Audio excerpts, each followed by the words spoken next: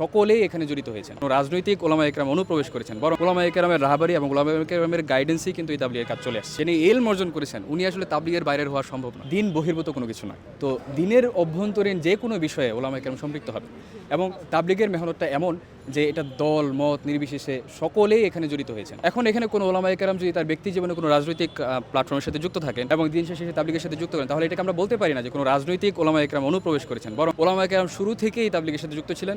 ওলামায়ে কেরামের রাহবারি এবং ওলামায়ে কেরামের গাইডেন্সই কিন্তু এই তাবলীগের কাজ চলে আসছে।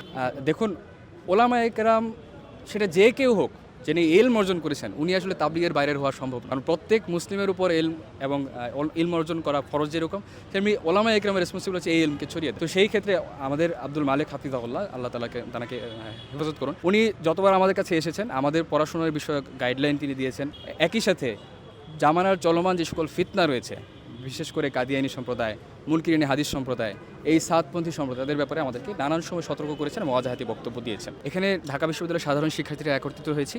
আপনারা জানেন যে গত 17 ডিসেম্বর দিবাগত রাতে টঙ্গী ময়দানে ঘুমন্ত মুসল্লিদের উপর একদল সন্ত্রাসীর হামলা হয়েছে এবং ঠিক তার আগের দিনের বেলায় ঢাকা বিশ্ববিদ্যালয়ের কতিপয় কিছু শিক্ষার্থী, 7 জন শিক্ষার্থী হবে, তারা বিবৃতি দিয়েছে অনলাইনে এবং ডিজিটাল প্ল্যাটফর্মে তারা সেটা শেয়ার করেছে যে তারা প্রধান উপদেষ্টার বাসভবনে অবস্থান এবং মাওলানা সাদকে কেন্দ্র করে তাদের যে দাবিসমূহ রয়েছে সেগুলো উল্লেখ করে সেখানে হুঁশিয়ারি প্রদান করেছে।